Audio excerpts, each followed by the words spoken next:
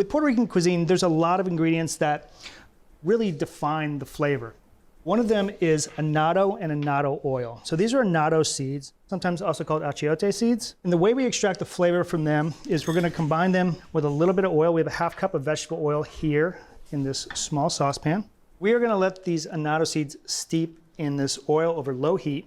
It takes about 5 minutes. What we're looking for is for the oil to get that orange color, and also look for little tiny bubbles to start to formulate around those seeds. At that point, you know it's hot enough. We've kind of reached our full point of extraction over heat. You wanna make sure you pay attention to this. You don't wanna walk away, because if you walk away, it can burn and take on a really bitter flavor.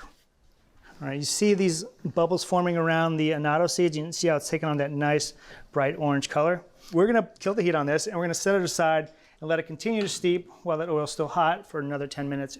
Let's talk about salt cod. This is the star of the dish here. Now this salt cod comes from a Portuguese market. So you get this nice big thick hunk here with a little bit of the belly attached. You can see it's coated with salt. It's basically just fresh cod that's been salted and air dried until it's nearly shelf stable. I think people primarily still keep it in the refrigerator, but it could last for a while outside of refrigeration.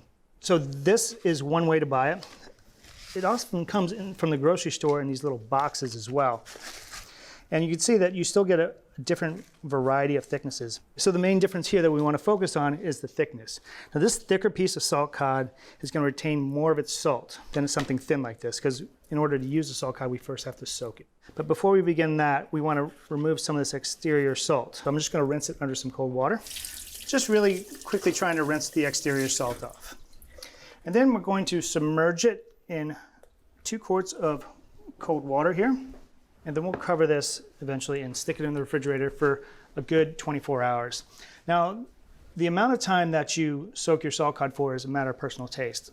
You know, personally, I like it to retain some of its characteristic saltiness, but not be like overpoweringly salty. You know, this is gonna take a lot longer to soak and remove all of the saltiness than a thin portion like this, okay? For this situation, about 24 hours will be okay. We'll change the water 1 time during that period. Okay, so our annatto seeds have been steeping here in the oil for a good 10 minutes. We could just drain this off. That's beautiful. Okay, so we can let our annatto oil set aside until we're ready to use it later on. Cover our salt cod, and we're gonna refrigerate it for a good 24 hours, changing the water 1 time.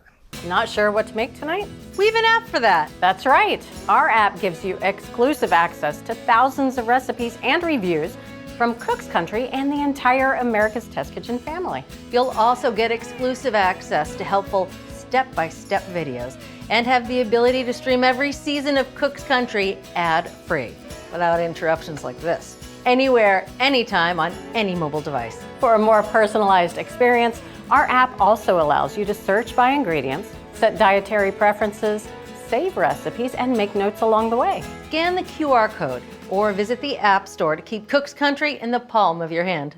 Our salt cod has been soaking for 24 hours, and you can see how plush and soft it is now compared to where it started. I have 2 quarts of water here. We're gonna bring this up to a boil over high heat. Then we'll reduce the heat to medium and let it simmer for 10 minutes. Okay, our salt cod has been simmering for 10 minutes. We can kill the heat. We wanna use some of this salt cod cooking water as a base for our bacalao. So we're gonna remove about a cup of it. All right, so now we can remove our cod from our cooking liquid here. If we were gonna shred this with our hands, we would let it cool down 5 to 10 minutes, but I'm gonna use a potato masher. I'm just gonna give this some brute force mashing right here. So we'll just go ahead and keep mashing this up until it's all nice and finely shredded. Okay, so looking for any bones and removing any pieces of skin with our fingers. Piece of skin like this right here. Just chuck that off to the side. Okay, so our salt cod is nice and finely shredded. We'll just cover it up and throw it in the fridge and let it sit until we're ready to proceed with the rest of our stew. We are ready to start making our salt cod stew. So I have a 1/4 cup of our annatto oil, our beautiful annatto oil. I'm just gonna begin heating that up in a 12-inch nonstick skillet, medium-low heat, until it starts to shimmer. While that's going on, we could talk about peppers. So there are 2 peppers that are used commonly in Puerto Rican cooking. One is a cubanelle, which you will find often in grocery stores here. Stem and seed this pepper. So long, I'm just gonna cut it in half. Remove some of the white ribs and the seed pods here. I always cut the peppers with the skin on the bottom because it's easier to cut into the fleshy side of the pepper. I totally agree. Just slice these thin. The other pepper that we're going to be using today, and it's used commonly in Puerto Rican cooking, is called ajíes dulces, or sweet peppers. Now they look a lot like habaneros and Scotch bonnet peppers. We could be victims of pranks here, but I don't think these are habaneros or Scotch bonnets. But they add a ton of flavor, and they're really unique. If you can't find these, you could substitute a half cup of chopped red bell pepper, and the dish will still be great. It'll just taste a little different. Okay, so what I like to do is I like to begin by just cutting off the bottom of the pepper. Because that's gonna be a little bit bigger piece, I just cut that in half. But other than that, I just go right around the center seed pod. For our purposes, this is about the right size. So our oil is nice and hot and shimmering. We can go ahead and add all of our peppers. So we'll add our cubanelles. Okay, and we can add our half cup of chopped ajíes dulces. Also going to add 2 1/4 cups of chopped onion. We're going to add 5 minced garlic cloves. So even though we're using salt cod, we still need to season the rest of the stew. Right. Okay, so we're just going to add 3/4 teaspoon of table salt, half a teaspoon of dried oregano, and we're going to let this cook until the vegetables are nice and soft, and that takes about 7 minutes. Okay, it's been 7 minutes. You can see how the vegetables are nice and softened. The peppers, I always tell that the peppers just start to bend like that. So we're going to add 2 tablespoons of tomato paste at this point. Just going to stir that in there and let it cook to kind of remove some of this raw flavor. Just let it cook for about a minute. Now we can add our reserved cod cooking water and all of our shredded salt cod. Just stir this in. We're going to reduce the heat to low, throw a lid on it, and we're going to let this simmer away for 15 minutes for those flavors to blend. It's beautiful. Okay, our stew has been simmering away for 15 minutes. God, you smell that? It smells delicious. So we're going to kill the heat on this, and we have ricao, also called culantro. It's like a blend of really strong parsley and a little bit of cilantro. So we're going to add about 1/3 cup of chopped culantro. If you can't find culantro or ricao, you can do a mix of half cilantro and half parsley.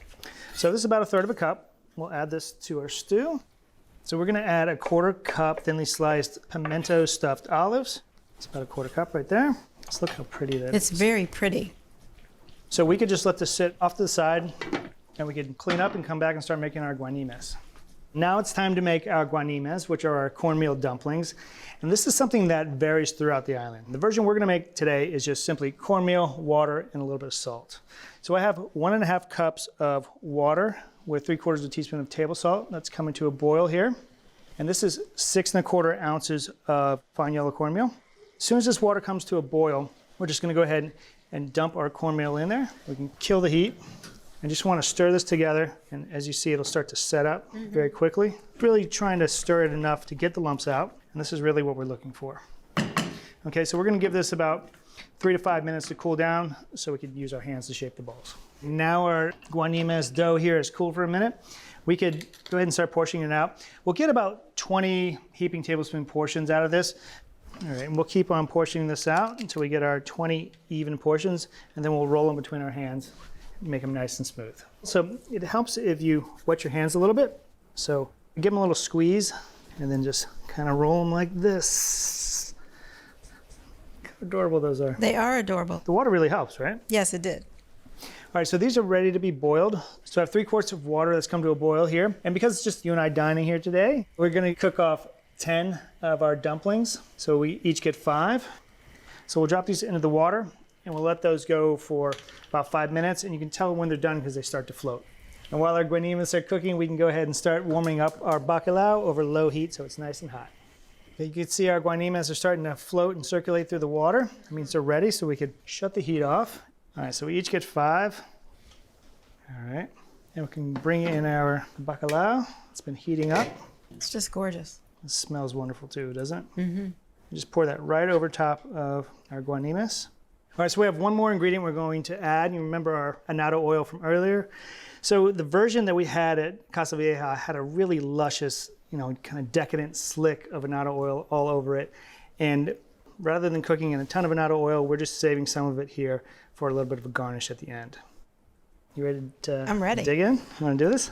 So the way you do it is you cut open one of these guanimes, get a little bit of the bacalao on your spoon like that, Yeah. a little of the oil.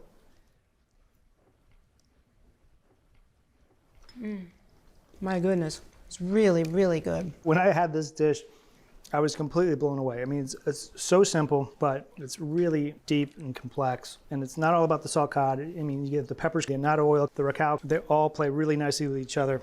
We hope you enjoyed this video and tune in for more. Hit those like and subscribe buttons so you never miss a single one. And if you're ready to take your cooking to the next level, try our digital all-access membership, where you can stream every season of Cook's Country anytime, anywhere, and always ad-free. Plus, you'll gain unlimited access to all of America's Test Kitchen fail-proof recipes, unbiased reviews, fresh episodes, exclusive offers, and more. Just scan the QR code or head over to cookscountry.com to sign up for a free trial. And while you're there, sign up for our free newsletter and download our app. And let's make something great together.